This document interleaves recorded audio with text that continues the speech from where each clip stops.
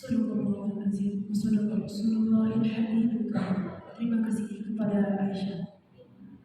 Acara yang ketiga, pembacaan hafalan surat-surat pendek oleh anak-anak kita dari MBTA dan dari Masjid Al-Aqsa yang akan dipimpin oleh Ananda Kenjiro. Kepada Kenjiro dan teman-teman, waktu dan tempat kami persilakan.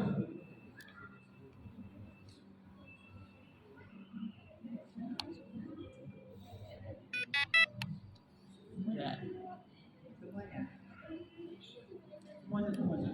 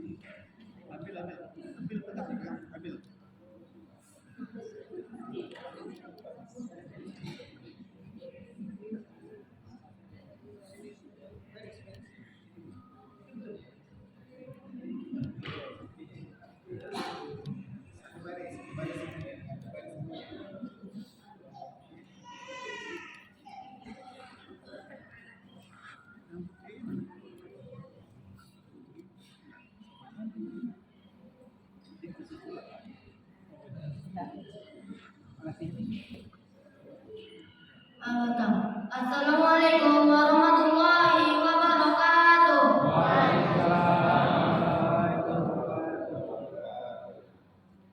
Surah Al-Qari'ah artinya hari kiamat, terdiri dari 11 ayat, diturunkan di kota Mekah. A'udzu billahi minasy syaithanir rajim. Bismillahirrahmanirrahim. Al-Qari'ah, mal-Qari'ah, wa ma adraka mal-Qari'ah. Yauma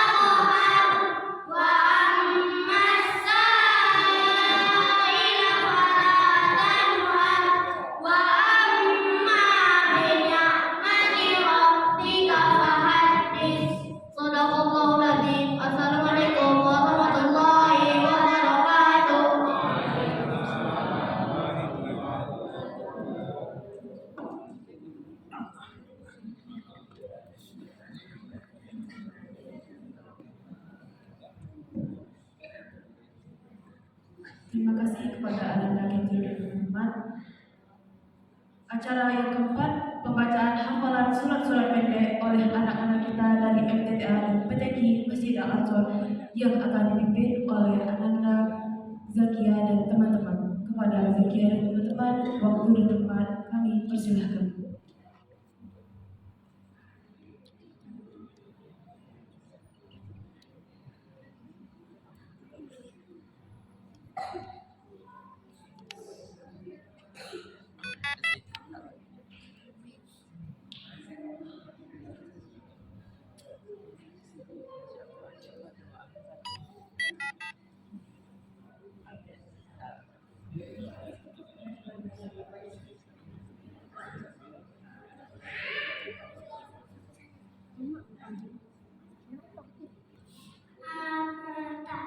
Assalamualaikum warahmatullahi wabarakatuh. Waalaikumsalam warahmatullahi wabarakatuh. Sepuluh malaikat Allah yang wajib kita ketahui, mereka diciptakan dari cahaya ilahi. Sebutkan Jibril dan Mikail, Israfil dan Israil, Munkar dan Nakir, Rakib, Atid, Malik, Ridwan. Tugasnya Jibril menyampaikan wahyu, Mikail memberi rezeki, Israfil meniup sangkakala, Israil mencabut nyawa, Munkar Nakir bertanya dalam kubur, Rakib mencatat amal baik, Atid mencatat amal buruk, Malik menjaga pintu neraka, Ridwan menjaga pintu surga. Assalamualaikum warahmatullahi wabarakatuh. Waalaikumsalam warahmatullahi wabarakatuh.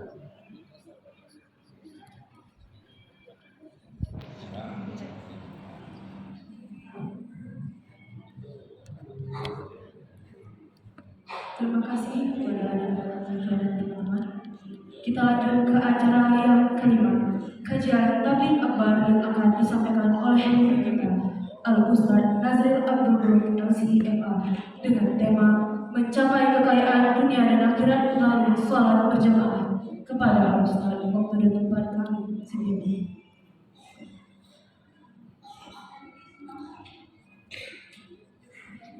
A'udzubillahi minasyaitonirrajim.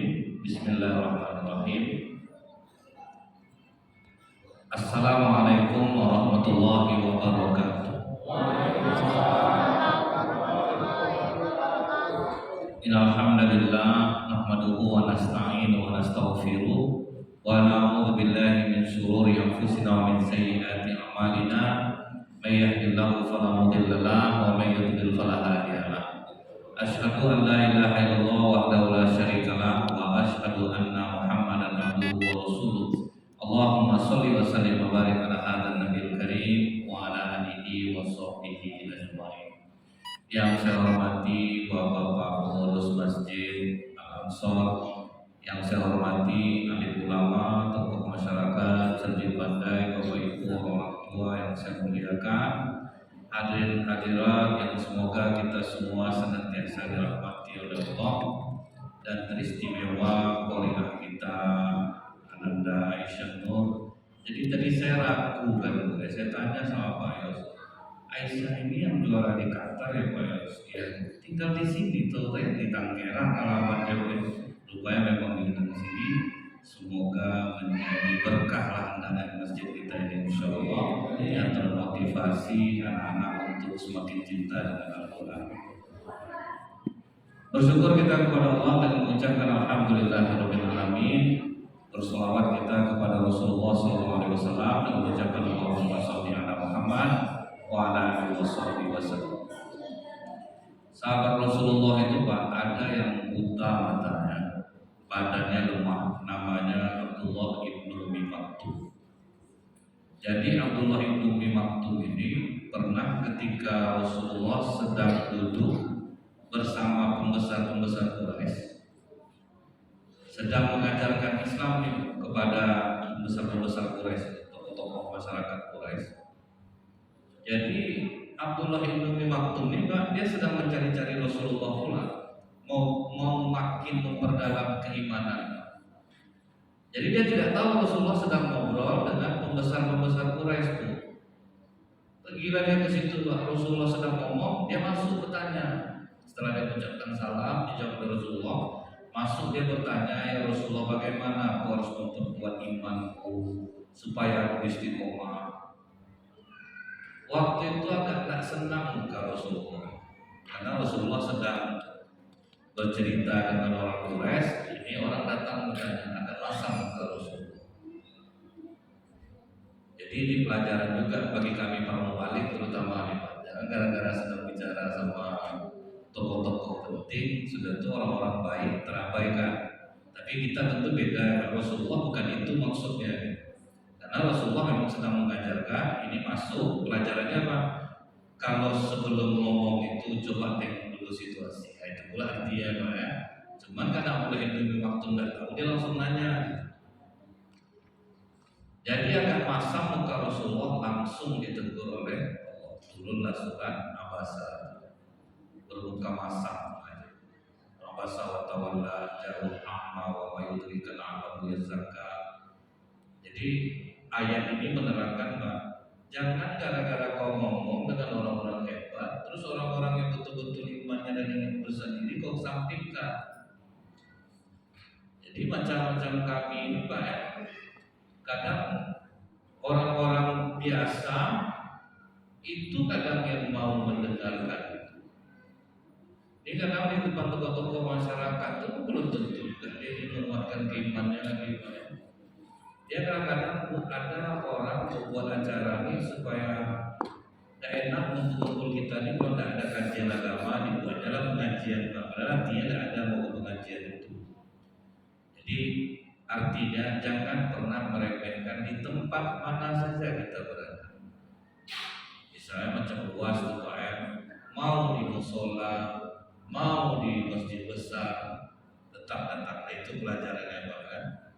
Jadi kami ini harus belajar dari situ. Mau diundang di mana saja, asal ada waktu, jangan pernah menolak. Nah, itu dulu.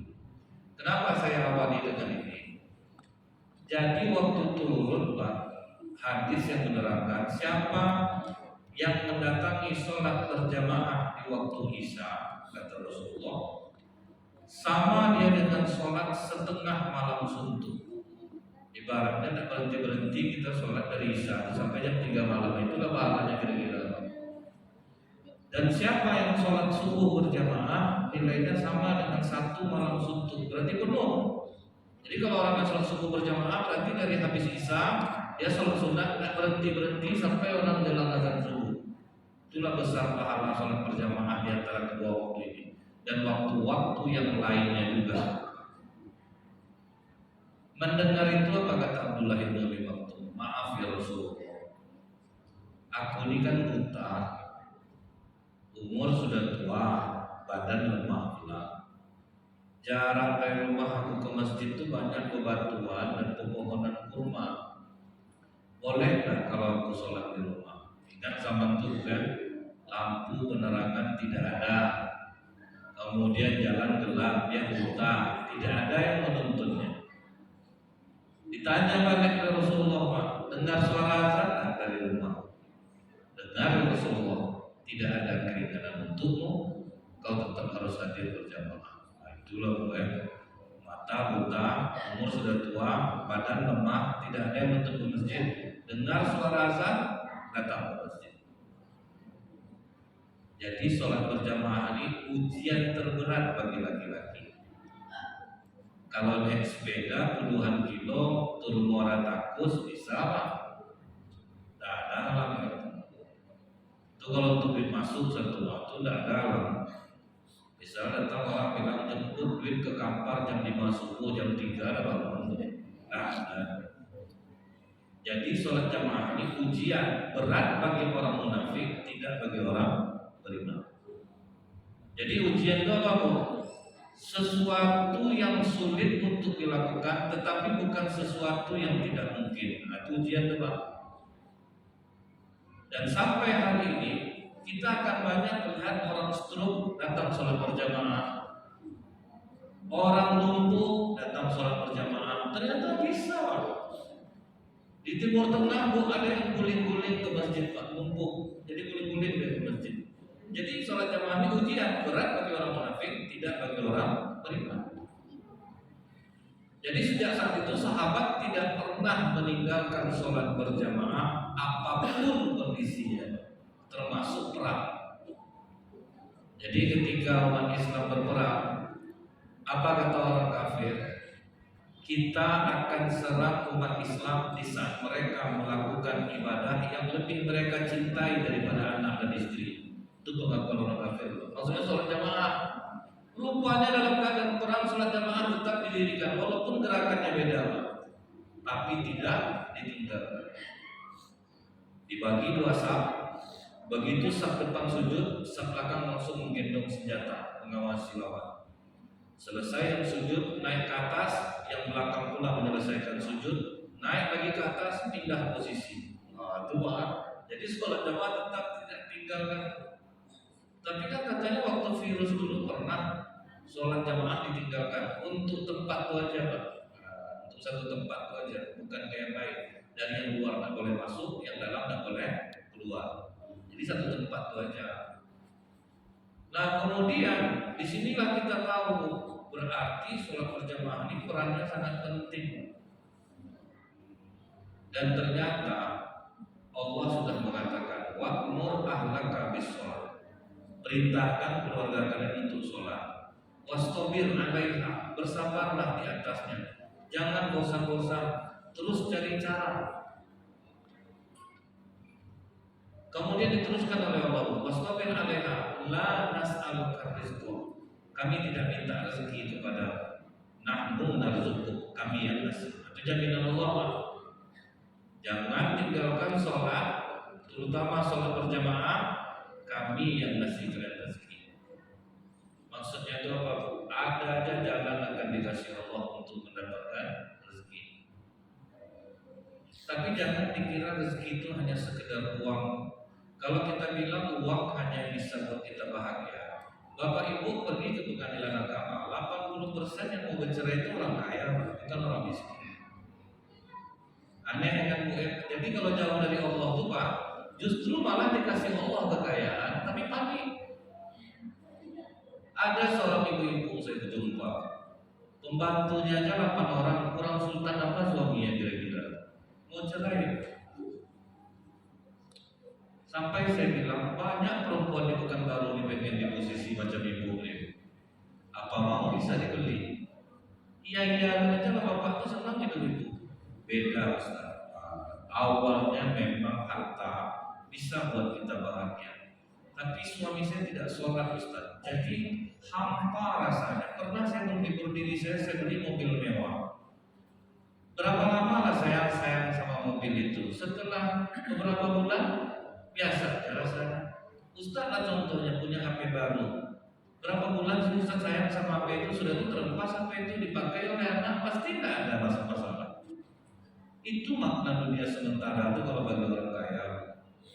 Kalau orang miskin yang ngomong dunia ini sementara itu ngibur diri itu Pak. Dia tidak ada lagi mau diapa. Tapi kalau orang kaya yang ngomong dia mengalami itu. Sampai ibu itu bilang, saya Ustaz dapat suami miskin tapi soleh, bisa membimbing saya ke akhirat, nikah saya sama dia. Hampir saya daftar Pak, baru teringat saya dapat istri. Kan kalau macam-macam itu kadang agak kurang dengar gitu, kurang ingat gitu. Nah jadi sini kan jelas ya Bapak Ibu ya, bahwa memang kata Rasulullah sebaik-baik penolong untuk takwa kepada Allah adalah harta benda. Tapi sebaik-baik harta di tangan orang-orang soleh. Ingat Bapak. bapak orang sholat, ibu orang sholat, ada kesempatan untuk kaya, silahkan kaya. Karena memang Islam butuh orang-orang kaya soleh. Cuman jangan sampai gara-gara mencari kekayaan kita melupakan Allah. Nah, di sini yang banyak kena ya, Pak. Dicari dunia, dunia didapat, artinya juga bahagia. Karena hawa nafsu kita ini ketika dia memiliki, dulu sebelum punya rumah, dapat kita bangun rumah tipe-tipe 36 sembunyi, jadilah nama. Iya, ya, dapatlah rumah di sini. Bang, lebih tanah ini kalau tidak kita luaskan sempit tak rasa. Ada pihak lagi bang. Itu gorden lagi, itu kitchen set lagi, mana ada selesai? Dia tidak akan pernah selesai kalau hawa nafsu dunia kita ini. Kalau baik, apa lah masjid kita ini kita tambah baguskan, oke lah untuk akhirat. Itu pribadi. Jadi bagaimana caranya itu? Pokoknya kata Allah, kalian laksanakan sholat secara berjamaah. Aku yang nanggung rezeki kalian. Karena apa saya jelaskan seperti tadi? Karena banyak orang sholat berjamaah hidupnya miskin, Pak. Tapi ingat, Allah tidak pernah memberi lawan kata miskin dengan kaya, tapi miskin dengan kecukupan. Bedanya. Orang yang cukup tuh mungkin cukup aja, Pak. Orang makan pizza 35.000, orang miskin makan Indomie 3.000, makan kedua, kenyangnya sama atau enggak? Sama. Keluarnya begitu, sama modelnya, tidak ada beda. Kecuali berbeda, pada bahwa orang makan pizza itu lain wanginya, ada yang Indomie ada busuk. Iya, tidak Pak, sama aja. Makan kita telur dadar sebiji, itu orang makan udang galah, sama aja tuh kenyangnya. Jadi kenapa ada orang sholat berjamaah hidupnya miskin? Kata Ustaz tadi Allah nanggung rezeki. Menurut kita miskin Pak, tapi dia sebetulnya cukup dia Pak dengan hidup seperti itu. Kalau kita bilang Bu, orang berharta itu senang, orang miskin jauh lebih bahagia lagi Pak. Orang miskin bukan terkunci pintu malam masih enak tidurnya Pak. Aman ya, tidak ada pengamuk-ngamuk. Begitu anak pulang, dapat kunci pintu. Nah kan itu Pak. Orang miskin kan kunci pintu Pak, terserah apa yang mau diambil orang. Apa yang mau diambil orang? Enak tidurnya Pak. Tidak ada ngamuk-ngamuk karena kalau kita lupa mau ada kunci pintu ya, pas mama pergi subuh, rumah masih terbuka pintu. Nah, itu kalau kita berduit Pak. Tapi kalau enggak sampai pernah ada orang miskin masuk orang mati ke rumahnya, sembunyi dia dalam lemari Pak. Dapat sama orang mati itu, kenapa kau sembunyi dalam lemari? Kasihan aku nengok kau udah payah masuk rumah aku tidak ada dapat satu. Makanya daripada kau malu sembunyi aku dalam lemari itu ketemu juga sama kau. Sampai macam itu Pak. Jadi kalau orang sholat hidupnya kekurangan itu menurut kita. Tapi ada orang Pak, oh ya kalau gitu sholat bisa buat kaya. Akhirnya sholat dia untuk mendapatkan kekayaan, begitu tidak dapat stres. Karena apa Bu? Allah mengabulkan doa kita ini pada saat dan waktu yang tepat.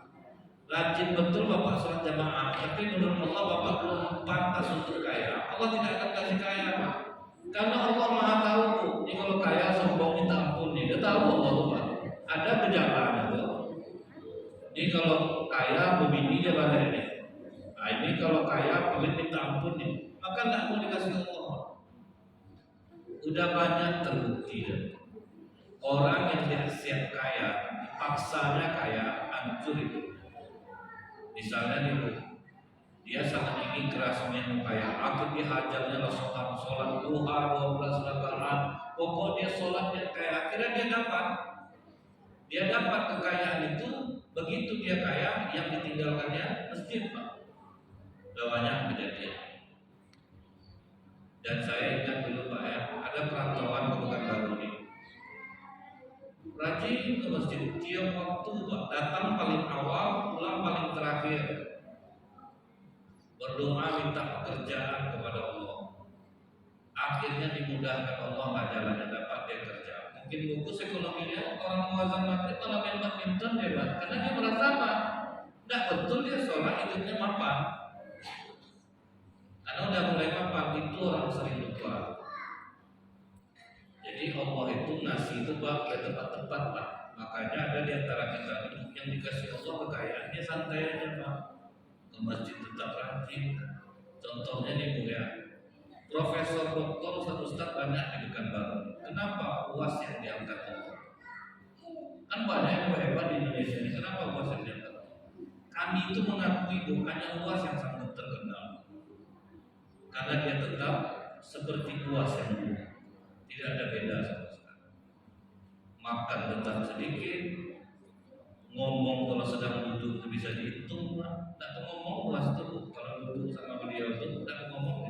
Kalau kita yang ceramah kan ada banyak ya Pak.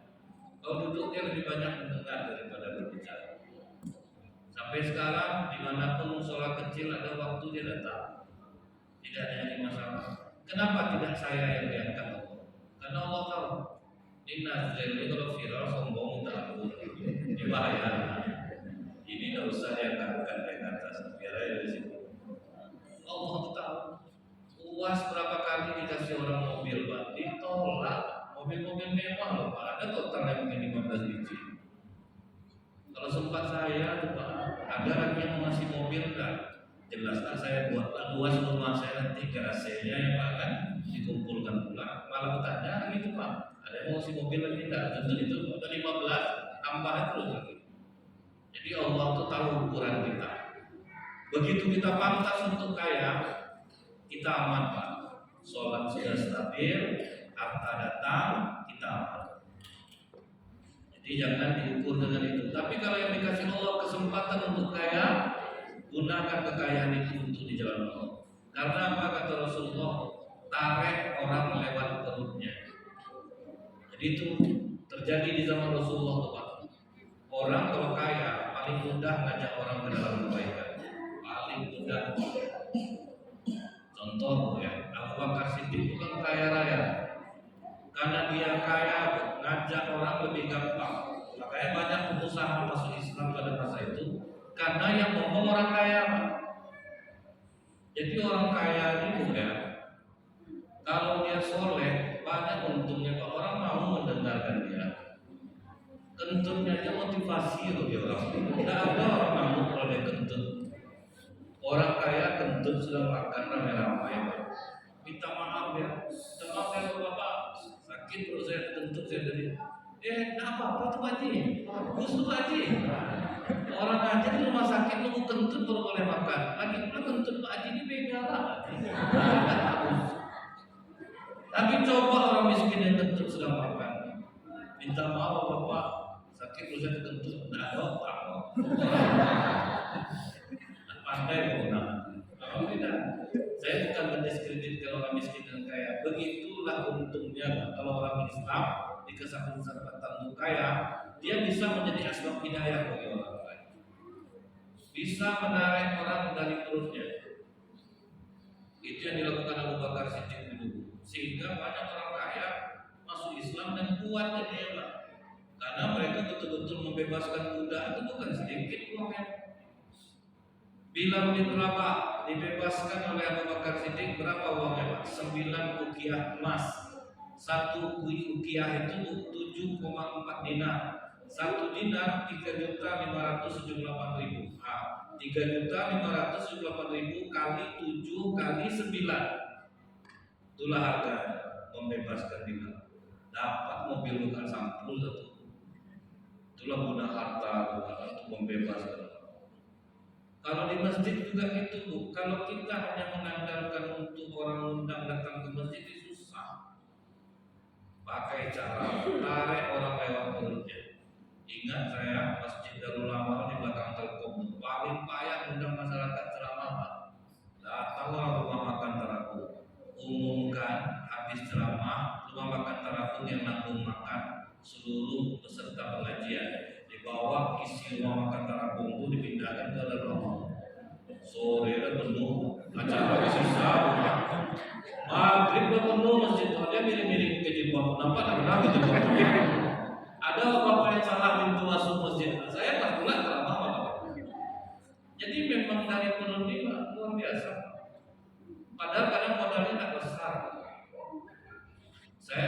waktu itu ceramah itu Ahad pertama di Masjid Ijen Umumah, Masjid Raya Pandau, setiap hari Ahad subuh. Jadi saya bilang, sedangkan belum aja pakai penarik perut udah segini ramai orang. Sempat kita tarik dari perutnya gimana? Ustaz apa? Coba kita kasih makan yang jarang ditemui di rumah, gulai kambing, misalnya ya, cumi saus tiram, ikan bakar besar, udang galang. Oke Ustaz, kita coba kambing dulu. Diumumkan Bu, hari Sabtu diumumkan bahwa besok habis dengan ceramah subuh kita makan gulai kambing. Ibu tahu nggak? Pas giliran saya ceramah itu hujan selebat-lebatnya subuh itu Pak. Selebat itu pula masyarakat datang.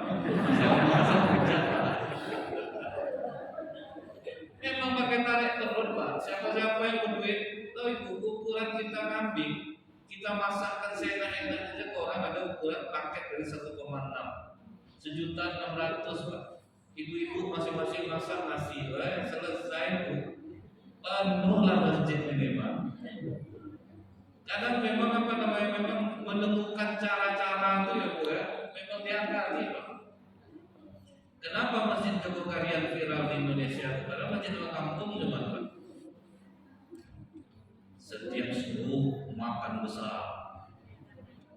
Duit masjid dikosongkan, dicari fakir miskin. Bapak mau ke masjid, mau berapa gaji bapak sebulan sekian, berapa kurangnya?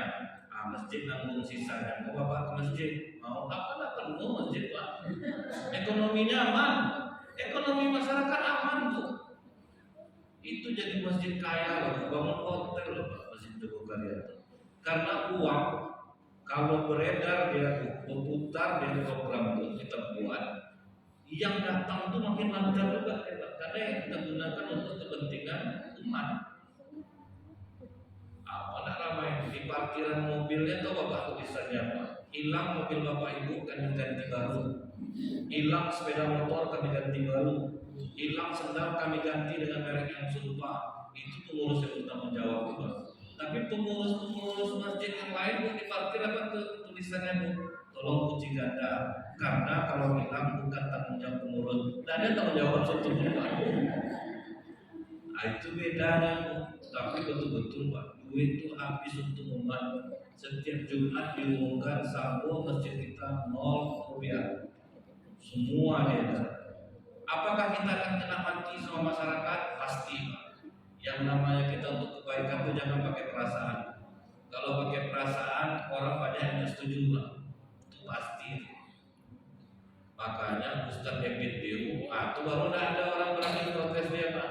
Ustadz Malaysia yang kaya itu pakai duit pribadi Pak, datang ke Indonesia, dikumpulkannya anak-anak pang di jalan tuh Pak.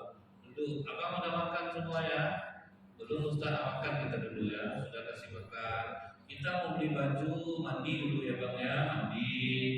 Bawa jalan ke mall, dibelikannya baju. Abang-abang mau sholat semuanya? Mau Ustaz, saya carikan rumah saya yang bayar tiap bulan mau. Apa nak mau? Itu pakai duit pribadi itu. Siapa yang mau protes Pak? Jadi guna kita kaya itu. Kita ini kadang-kadang untuk belanja dunia ikhlas semua Pak. Ngambil kredit handphone ikhlas, kredit sepeda motor ikhlas, kredit mobil ikhlas. Salah masuk kota infak lama menungnya. Rencana mau ngisi 5.000 itu masuk 50 lama menunggu ATM. Jadi kalau ada orang habis dia ngisi kota infak temen-temen dia positif salah isi. Itu ya tanda. Terus bagaimana kalau secara Nabi Muhammad SAW untuk sukses dengan sholat berjamaah ini? Kita coba tengok Arab Saudi. Kerja mereka santai Pak. Pergi jam 10, pulang jam 5 sore. Tapi duitnya Bu, udah capek berbolos-bolos Pak, tetap lebih-lebih. Rezekinya Allah yang hantar. Setiap hari orang umroh beribu-ribu datang Pak, ngantar rezeki ke sana. Allah yang ngantar rezeki ke sana Pak. Mereka santai, buka apa sederhana santai, orang banyak beli. Rahasianya apa? Begitu azan berkumandang, seluruh kegiatan duniawi mereka hentikan. Itu yang nggak bisa kita buat. Begitu azan berkumandang, jangan ke kantor lagi, mall aja tempat jalan tutup, langsung suruh turun semuanya. Turun semuanya. Kemudian mereka sholat berjamaah. Yang pedagang begitu azan berkumandang, langsung tutup toko. Tidak ada babi bu, langsung melangkah kaki menuju masjid. Apa nak di antara Allah rezekinya? Itu dibuktikan Allah. Kalian datangi aku, tinggalkan dunia kalian, dunia kalian aku yang mikir. Sehingganya apa? Buahnya itu apa? Orang Arab itu kaya-kaya, tapi hati mereka tidak terikat dengan kekayaannya. Mereka kaya itu untuk dihinakan. Jual kurma pakai mobil yang freezer, harga mobil 3 miliar, yang dijual kurma. Hina mobil mahal di situ juga untuk jualan kurma sama orang itu. Mobil mewah keluaran Inggris untuk makan lumpur kambing, Pak. Pemerintah Inggris. Karena diupload ke media orang yang bertobat. Apa nak tersinggung Inggris mobilnya miliaran Pak untuk makan lumpur kambing ke orang sana. Jadi mereka itu punya harta bukan untuk dimuliakan, Pak. Tak lengket ke jantungnya Ibu. Kalau kita kan harta itu lengket ke jantung kita, Pak. Sampai ke masjid tarawih bawa sandal kiri sama kiri, Pak. Saking takutnya maling orang. Sampai panik orang maling nengok, Pak. Kiri ini sebelah sini. Kita sendiri tersiksa, Pak. Berharta tapi tidak bisa pakai. Itu jadinya Bu ya. Mereka tidak terikat hati mereka. Kenapa? Mereka melaksanakan salat berjamaah, hatinya dilapangkan oleh Allah, Pak. Ustaz-ustaz di sana kata Ibu kalau ke Indonesia ini berbayar. Enggak, mereka kaya raya. Kalau diundang ustaz dari Madinah, Mekah, limper pun Bapak tak perlu mengeluarkan duit. 5 rupiah pun dikasih dia tak haram, Pak. Karena mereka gajinya besar. Ustaz-ustaz di Mekah itu aja itu digaji negara, Pak. Di pelosok aja tahun 2012 gajinya 15 juta. Makanya orang itu dikasih duit tidak mau mereka terima haram karena mereka sudah digaji negara. Macam kami ini terima terus Pak, kadang nggak dikasih nunggu. Orang lambat keluar dari masjid pakai sepatu betali dan juga keluar mengurus lagi buka pada sepatu. Belum buka tali ya Pak. Karena mereka dibiayai negara, Pak. Memang betul Bu ya. Cara mereka Pak, sholat berjamaah laki-laki di sana itu aib bagi mereka kalau ditinggalkan. Aib betul. Maka serasa perempuan telanjang rasanya badan juga halu. Maka mereka harus sholat berjamaah, rezeki mereka Allah yang bagi. Jangan Bapak kira jubah-jubah orang-orang asli Mekah Madinah itu murah tuh Pak. 6 jutaan, 7 jutaan itu Bu ya kena panas itu tidak ada bau badan Pak. Bahannya tuh. Jalan kita di samping dia berdesik bunyi kain. Kalau jubah kita kan pendiam aja Pak. Ya, jubah orang itu jalan berbunyi itu Pak. Karena di sana panas, rancang entah bahan apa itu sedikit pun tidak akan mengeluarkan aroma busuk. Dan kalau dimasukkan parfum ke bahan itu tuh tahannya lama itu kainnya Pak. Saya sangka itu udah mahal yang dipakai Raja Salman itu yang rompinya di luar aja Pak itu 75 juta tuh yang kuning itu. Mereka outfitnya mahal-mahal Pak, tapi bukan untuk dimuliakan. Kan di TikTok banyak orang pamer-pamer outfit Pak. Datang anak-anak pesantren Jawa pamer outfit pakai kain sarung. Tapi kain sarungnya itu tahu apa? BHS Masterpiece harganya 16 juta Pak. Sarung yang dipakai itu Pak. Sendalnya berapa? Oh murah aja karena untuk dijahitnya 3.500.000 saja. Jadi jangan dikira pakai pakaian muslim ada yang mahal. Kain sarung BHS Masterpiece itu 16 jutaan. Tengok ada di Shopee. Mahal Pak. Jadi orang Bu gunanya dia pakai sarung itu aku mau menghadap Allah, aku berduit pakai yang mahal. Ibu berduit beli mukena yang mahal untuk ke masjid, bagus Bu, senang Allah tengok Ibu. dipakai nikmat untuk beribadah, kan senang Allah dibuat. Di zaman Rasulullah, Pak, ada sahabat Rasulullah kaya, tapi bajunya sangat sederhana. Marah Rasulullah, Pak. Kau dikasih Allah nikmat, kenapa tidak kau perlihatkan? Itu Pak. Jadi jangan senang yang orang saya hidup sederhana, padahal pelit Pak, ya ada beda Pak. Ada orang yang mau sederhana, ada pelitnya beda-beda tipis tuh Pak.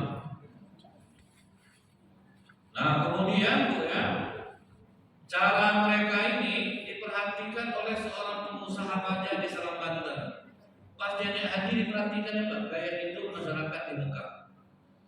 Mereka santai, sama duit macam tidak butuh, tapi duit mencari mereka. Outfit mereka mahal-mahal, tapi tidak pernah dalam sholat berjamaah. Dan mereka mengambil sholat berjamaah di level yang tertinggi, Pak. Jauh sebelum masuk waktu sholat sudah ada di masjid. Itu level yang tertinggi. Jadi kalau ibu bapak lihat di Masjid Nabawi, itu di saf pertama tidak pernah berubah orangnya, Pak. Ada yang sudah 40 tahun, 30 tahun di saf pertama. Jam berapa kira-kira dia datang ke masjid? Begitu orang itu berebut. Jadi dunia mereka sampingkan, bukan hanya mencari, tetapi akhirnya karena mereka melakukan hal itu, dunia yang mengejar mereka. Pengusaha baja di Serang Banten pulang ke Indonesia, dikumpulkan ya karyawannya. Mulai besok, masuk waktu zuhur, matikan mesin. Masuk waktu asar, matikan mesin. Kita sholat berjamaah. Kata stafnya, maaf Pak, kalau kita matikan mesin satu kali mati kita rugi 30 juta. Berarti kalau 2 kali kita rugi 60 juta. Berarti satu hari kita rugi 60 juta. Kali 6 hari kerja 360 juta. Kali 1 bulan berapa? Tidak usah itu kalian pikirkan. Pokoknya buat aja seperti itu. Paling tidak puas hati aku. Aku telah menjalankan seperti yang dilakukan oleh orang di Mekah dan di Madinah.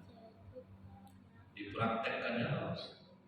Nanti Bapak Ibu buka YouTube pengusaha baja di Serang Banten yang mengutamakan sholat berjamaah. 1 miliar habis sebulan, 10 miliar diganti Allah. Itu buktinya tuh Pak. Jadi semangat aja lah kita ke masjid. Ingat aja kata saya, kalau memang kita sudah pantas untuk kaya, Allah pasti kasih kaya. Dengan syarat jangan mengeluh ketika kita masih miskin. Rupanya cara seperti orang Mekah Madinah itu disalin oleh orang Pekanbaru, Pak. Yang pertama kali pengusaha ini siapa, Bu? Rote, Pak. Rote menutup seluruh toko rotinya setiap waktu sholat selama 15 menit. Bapak Ibu tengoklah, ada tak rote yang buka? Kalau ada lapor ke saya, Pak. Tidak ada satu rote pun yang buka di Pekanbaru ketika waktu sholat. Sehingga begitu COVID, Rote tidak ada memberhentikan satu orang karyawan. Bahkan Rote itu tetap membangun pabriknya di kilo 14, tidak goyang rupanya, tidak goyang sama sekali. Rupanya Pak Haji Arnel sudah meniru pula yang punya Indonesia Tekstil. Seluruh karyawan laki-laki semua sholat berjamaah. Orang COVID kekurangan, beliau malah bangun ruko baru 3 pintu. Jadi memang bisa sukses kan. Tapi kalau udah memang pantas kaya kita nikmat. Jadi harap-harapkan kaya tuh. Dan jangan mengeluh ketika susah. Contoh siapa tuh? Yang jadi muazzin di Masjid Istana Riyadh sekarang, namanya Ammar Mustafa. Orang Sudan berkulit hitam, merantau dari Sudan ke Riyadh, jadi tukang bangunan, hidup susah. Selama dia hidup susah itu tidak pernah dia meninggalkan sholat berjamaah dan azan di masjid yang tidak jauh dari Istana Riyadh. Azan sholat berjamaah, tidak pernah menceritakan susahnya kepada siapapun. Jadi harus macam itu Pak. Tapi kita rajin sholat, masih suka juga buat status, ya Allah kuatkanlah hambamu ini. Habis pertolongan Allah Pak. Mengeluh namanya, berarti kita tidak terima dengan takdir Allah. Telan sendiri, yakinlah. Ammar Mustafa prinsipnya apa waktu itu, Bu? Terserah engkau mau mengapakan aku ya Allah. Selama engkau ridho, aku ridho. Dan pengurus masjid tidak pernah ngajak dia makan, tidak pernah ngasih dia masalah sama dia Pak. Tidak pernah cerita susah, padahal rupanya Pak tak pernah dia kirim istrinya, saking susahnya hidup di Riyadh. Tapi Allah kasih kebahagiaan, istri tidak pernah menuntut Pak. Itu rezeki dia Pak. 5 tahun sholat berjamaah azan di masjid itu, tidak pernah dikasih orang duit, tidak pernah ditanya orang makan, tapi dia tidak pernah cerita dia payah betul aku tidak pernah jumpa istri aku, tidak pernah jumpa anak aku, susah betul aku di sini, tidak pernah. Sampai akhirnya Pak kawan-kawannya sama tukang bangunan lumpuh, dipanggilnya aman. Jujur kami paling salut nengok kaumnya Pak. 5 tahun kau di sini tidak pernah pulang ke Sudan. Duit sedikit, tapi belum pernah kami mendengar kau mengeluh. Salut kami. Tapi kan kami ini suami juga, kami ini ayah dari anak-anak kami juga. Terasa sama kami yang kau nak pulang-pulang nih. Mungkin Riyadh ini bukan tempat yang cocok untuk kau merantau. Kalau menurut kami, pulanglah kau balik ke Sudan. Kami sudah menabung uang untuk membelikan tiket kau pulang dan beli oleh-oleh untuk istri sama anak. Amar mengatakan kepada kawan-kawannya, Alhamdulillah ya Allah. Bila memang ini takdir yang baik, aku terima kebaikan kalian. Adalah nolak. Berarti dia orang miskin yang tidak sombong. Dia adalah miskin sombong Pak. Hidup ayahku Pak, kalau kita antarkan sampah nih Pak, nanti saya kasih uang saya. Jangan jengkal saya sama duit Pak. Dia orang miskin sombong nih Pak. Dia jelas butuh duit banyak tak kaya. Orang susah yang bersyukur itu tahu itu. Kita hidup miskin. Taruh harga diri kita di bawah telapak kaki. Jangan gila-gila banget. Saya sudah serapi ibu, pernah ada bapak tua keluar dari masjid, Ustaz, saya ada tenia, mau ngasih Ustaz duit 15.000 Ustaz. Ini untuk Ustaz. Alhamdulillah Pak, makasih banyak ya. Saya terima. Sempat saya bilang ini Pak, terbalik depan saya yang ngasih bapak duit, tersinggung tak bapak? Terluka hatinya. Jadi orang-orang miskin yang sombong ini banyak di sekitar kita kadang Pak. Awak tadi jengkar-jengkar pengurus masjid dia pakai duit, disuruh jemput kambing ke Talung. Bapak kamu tidak ada duit, tapi aku tidak bisa begitu kan, mati lah, azab susah hidup selama-lamanya. Itu termasuk kategori udah miskin sombong. Allah benci sama orang kaya sombong, tapi Allah lebih benci dengan orang miskin sombong. Iya kan aja lah Pak. Jemput kambing ke Talung Pak, nanti kami kasih Alhamdulillah, makasih banyak Pak. Berangkat. Itu senang nanti orang. Amal Mustafa begitu dikasih, tidaklah nolak ya Pak. Alhamdulillah aku terima kebaikan kalian. Dibelikanlah tiket oleh-oleh. 1 hari sebelum dia berangkat ke Sudan, duduk dia di masjid dari zuhur, azan, subuh, zuhur, asar, maghrib, isya, habis itu pamit ya Pak. Kuat ujian dia, tidak ada pengurus cuma dia pamit itu salaman aja, hati-hati Pak. Itu ujian. Sedangkan kita jadi bukan baru nih Bu ya, 3 bulan tak terima gaji imam paripurna berubah irama semua. Benar ya. Waktu Covid kan paripurna tak keluar gaji 3 bulan Pak. Bismillahirrahmanirrahim. Irama macam-macam mau menangis, waktu kan ada sedih ya tuh Pak. Duit tak keluar. Dulu waktu lancar gajinya, Bismillahirrahmanirrahim. Mantap irama Pak. Pas tak keluar 3 bulan. Allahu Akbar. Allahu Akbar. Tak keluar ya panjang lagi bukan. Jadi pas tarawih benar saya Bu, imam tuh baca yang panjang Pak. Dia keluar gaji. Itu kita sama. Terhadap bagus suara keluar gaji. Ini 5 tahun tak ada dikasih duit, tak goyang Pak. Habis sholat isya, tak ada pula yang mengantarkan ke bandara. Dan dia tak minta, jalan kaki Pak. Sampai jam 4 subuh di bandara. Ditunggunya orang sholat subuh di bandara, setelah itu dia duduk menjelang berangkat jam 10. Jam 8 terdengar pengumuman Amar Mustafa tujuan sudah. Ditunggu di ruang informasi. Amar Mustafa tujuan sudah. Ditunggu di ruang informasi. Ini nama aku nih. Datang dia ke ruang informasi. Rupanya ada kereta tegak dua orang menunggu, Pak. Ada apa, Pak? Pangeran mau jumpa. Rupanya pangeran Istana Rian mau jumpa dia di ruang VIP. Pergi ke sana. Ada apa, Tuhan? Amar, 5 tahun aku mendengar suara kau dari masjid istana. Subuh kan tidak terdengar lagi. Kehilangan aku apa? Habis aku sholat subuh di masjid istana, pergi aku ke masjid tempat kau biasa azan. Mana yang biasa azan? Dia udah pulang. Pulang macam mana? Dia mau pulang ke Sudan.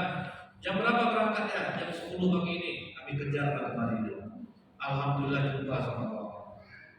Jadi gini ya Pak, aku mau nanya sama kau. Selama kau dilihat berapa gaji yang paling besar kau terima? Dan tentu Tuhan kadang habis untuk hari-hari itu. Oke. Ini uang 84.000 real. Itu sekitar hampir 200 juta Pak. Ambil untuk kau. Pulang kau ke Sudan selama 3 bulan. Setelah itu nanti kau kirim tiket, bawa istri, bawa anak kau, pindah kau ke Riyadh. Kau jadi muazzin di masjid Istana Riyadh. Itu buahnya. Tapi 5 tahun sabarnya. Ini 3 hari sholat jamaah banyak minta. Kadang kita ini aneh. Jadi ini yang orang bisa sukses dengan sholat berjamaah itu. Jangan pernah mengeluh, jangan adukan Allah sama orang. Itu saya nggak pernah kita deh. Pak yang betul itu sekarang ya Pak. Penjualan susah, aku putus pertolongan Allah. Putus pertolongan. Itu yang menyebabkan orang sembahyang kok banyak miskin. Karena Allah benci sama dia Pak. Kau tidak akan terima takdir aku ini. Kalian kaji dulu. Kenapa kalian kok bisa susah? Karena gini. Udah rajin kita sholat. Yang kedua, jangan kita mengeluh. Kan itu Pak. Yang kedua, jangan mengeluh. Jangan pernah ceritakan kesusahan kita kepada orang lain. Susah hidup kita. Bala man aslama wajhahu lillahi wa huwa muhsinun falahu ajrun inda rabbih wala khaufun 'alaihim wala hum yahzanun. Ceritakan seluruh masalah kalian kepadaku, betul. Serahkan masalah kalian semua kepadaku. Ibadah aja kalian baik-baik. Kalian tidak akan pernah merasa khawatir, kalian tidak akan pernah bersedih hati. Itu udah dikasih Allah kode, Pak. Ada masalah yang cerita sama manusia, jangan bawa status. Ini dibuat juga status Bu. Udah 2 kali makan botrek, sakit kepala, belum bilang juga. Itu pun dibuat juga. Santai. Saya pernah nengok orang sakit kayak sholat di masjid ya, ditariknya ke mejanya Pak. Selesai dia sholat, saya tanya, Pak kenapa ke mejanya ditarik? Oh, saya sakit ini Ustaz. Ditengok tadi Pak, rupanya kena herpes, penyakit kayak itu. Tapi santai. Pas di rumah sakit saya tanya ke dokter, dok sakit herpes itu gimana? Plastik Ustaz, dibakar, diteteskan ke kulit, itu rasanya. Tapi wajah senyum, itu enak. Ini sebenarnya mati aja lama lagi. Nggak sanggup mama macam itu. Dan mana-mana kepada ada tuh habis pertolongan. Jadi itu ingat ya Pak ya, jangan pernah mengadukan Allah kepada manusia. Susah hidup kita ya Allah, Kau yang tahu kesusahan aku saat ini. Tidak ada tempat aku meminta selain Engkau. Aku tidak akan menceritakan kepada seorang manusia pun ya Allah. Disitulah nanti terbukti bahwa suku min haitsu la yahtasib. Allah hantar rezeki dengan cara yang tidak terduga-duga. Ada aja jalannya. Tapi kalau kita akan ceritakan sama manusia cemeh yang dapat Pak. Manusia ini sekali mau bantunya kalau 2 kali kau bilang kijang aku macam ATM aku kau lihat, nah itu jadi yang itu manusia Pak. Datang orang bilang, tentu kita cerita sama orang Ustaz, jangan ceritakan aja sama Allah, nanti tengok jalan keluarnya. Saya pernah ceramah di Polsek, rupanya ada yang dengar tahanan Bu, udah 3 hari dia ada gosok gigi Pak. Istrinya marah sama dia dan jenguk, anak benci sama dia Pak. Dengar cerita saya nih, langsung dia duduk buat sholat yang 2 rakaat. Apa doanya tuh? Ya Allah, istri aku marah sama aku, anak aku benci sama aku udah 3 hari udah gosok gigi ya Allah. Aku tidak akan cerita sama siapapun. Aku hanya menceritakan kepadamu ya Allah. Bagilah untukku Pepsodent ya Allah. Sampai disebut mereknya Pak. Betul-betul kan tidak ada jalan lain tuh Pak. Siapa yang mau ngasih? Diserahkannya dirinya sama Allah dan ngeluh dia kepada siapapun. Jam 9 malam masuk tahanan baru Pak, menjerit, saya tidak salah Pak, saya tidak salah Pak. Semua orang masuk sini tidak ada ngaku salah. Pokok kalau tidak salah Bapak ini kami lepaskan. Sekamar sama yang doa kepada Allah tadi Pak, dia yang ikut dalam Pak. Tidak usah teriak-teriak lagi. Kalau memang abang tidak salah, keluar abang malam ini. Dan tidur dia berdua. Jam 5 subuh dia mau sholat subuh, rupanya masuk jam 9 tadi udah tidak ada Pak. Ditanyain polisi Pak, yang satu sel sama saya mana? Salah tangkap kami rupanya, udah pulang dia. Oh iya itu kantong yang dibawa ini katanya ambil aja tuh. Lupa dibuka Pepsodent di sini. Sama modal gigi Pak. Padahal dia tidak ada minta modal gigi Pak. Ada modal gigi sekarang. Dia cerita sama saya di mana? Pas di lapas Pak. Ketemu kan. Ingat Ustaz tak terlalu kok saya pasti di polsek tentang serahkan masalah kepada Allah, jangan ceritakan kepada manusia. Dasar dampaknya Pak. Di situ kita mau tahu betapa besarnya Allah itu di situ lah Pak. Nah yang kedua, kalau kita rajin sholat, sudah tidak mengeluh, kok miskin juga, introspeksi diri kita. Mungkin ada yang salah di jiwa kita. Maksud saya itu apa Bu? Ada orang sikapnya yang buruk, tapi dia tidak merasa salah Pak. Itu orang malas pakai dia kerja. Misalnya ibu jualan lontong, ibu rajin sholat, dibuka celumun Pak. Siapa yang mau beli Bu? Sudah tuh kalau ngambil lontong dihitungnya saya lontong tuh Pak. Kalau 5.000 4 lontong, mana mau orang Pak? Terus lontong terlebih dalam buka celumun, kulitnya masih lontong. Dihitungnya saya lontong doang. Itu kata orang. Kita laksanakan apa yang kata Rasulullah, murah senyum, dagang sambil sedekah, kasih orang agak banyak. Jadi orang senang sama kita. Ini kerja pemalas Pak, tapi rajin sholat. Tidak ada orang memakai. Jadi kita itu orang Muslim itu buka diri untuk dikritik orang. Apa salah aku kira-kira? Baru bisa banyak Pak. Ada juga yang gagal yang saya ajar. Dia gagal karena apa? Dia tidak pernah merasa salah Pak. Berarti dia sombong. Sudah saya laksanakan Ustaz. Datang saya ke masjid awal waktu. Kemudian ada saya duduk semua orang macam ini juga hidup saya. Bapak tuh sombong Pak, tapi Bapak tidak terasa. Di mana Bapak kerja kan sebentar orang pakai Bapak. Kita kalau kerja sama orang ini Pak, apapun yang diminta pimpinan kita itu kita lakukan selama bukan menyebutkan Allah, Bapak harus hormat. Ini minta tolong misalnya bosnya dari minggu, Pak saya libur nih, nggak bisa diganggu. Mana mau orang mengerjakan itu Pak? Bos ini maunya Pak, minta maaf Pak, yang dari minggu saya butuh Bapak bisa nolong. Siap Pak, atau apa? Contohnya siapa Bu? Ada sopir tua di Indonesia nih. Sampai dia tua sekarang ini tidak mau bosnya memberhentikan. Umur 72 tahun Pak. Udah berapa kali minta berhenti, kata bosnya tidak, Bapak jangan berhenti. Walaupun tugasnya cuma apa Pak? Memanaskan mobil. Itu aja Pak, digaji besar dia sebulan. Saya perhatikan Bapak ini ketika diwawancara. Rupanya rendah hati dan pengabdiannya tulus kepada tuannya. Itu yang membuat orang mempertahankan dia. Jadi kalau kita udah rajin sholat Pak, janganlah punya prinsip aku dunia kita Allah yang kutakutkannya betul. Cuman kan kita diajarkan Nabi Sallallahu untuk hormat kepada pimpinan. Kerja dan lain-lain.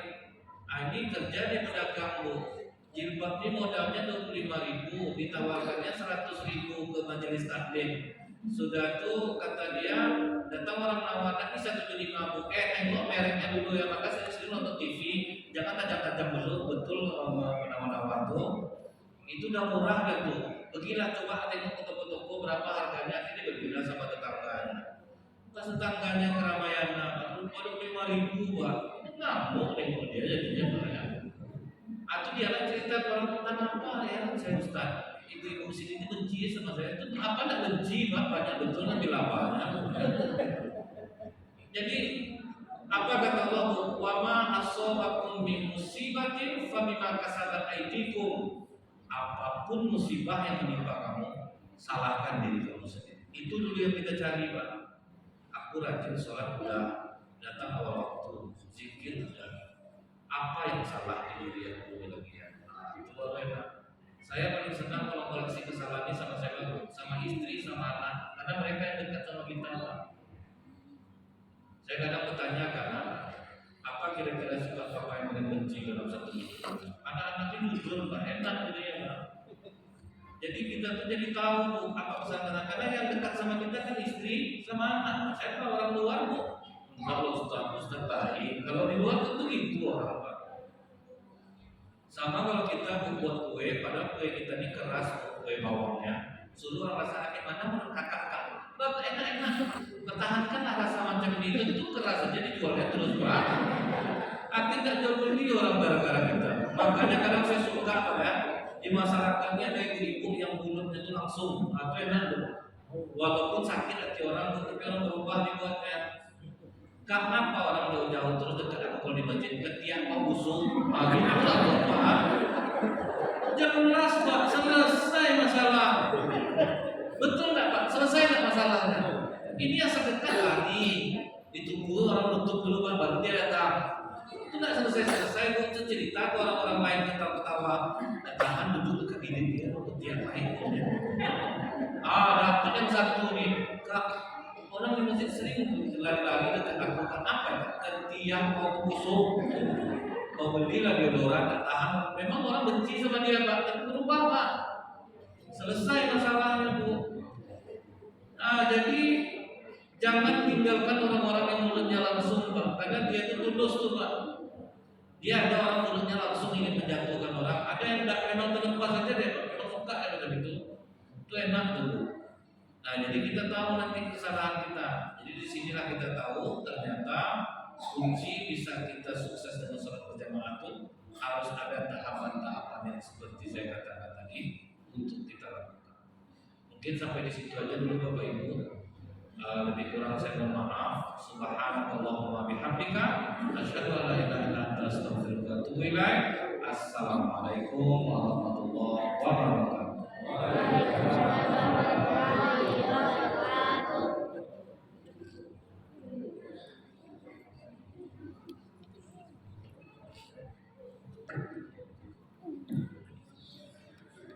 Terima kasih kita ucapkan kepada Ustaz. Semoga apa yang disampaikan oleh beliau bermanfaat bagi kehidupan kita. Amin. Amin ya rabbal alamin. Baiklah, dengan berakhirnya tausiah tadi, maka berakhir pula acara kita pada malam hari ini. Saya sebagai pembawa acara mohon maaf apabila terdapat kesalahan dan kehilafan. Sebelum kita tutup acara kita ini, baiknya kita membacakan doa kafaratul majelis bersama-sama. Subhanakallahumma wa bihamdika asyhadu an la ilaha illa anta astaghfiruka wa atubu ilaik. Assalamualaikum warahmatullahi wabarakatuh. Waalaikumsalam warahmatullahi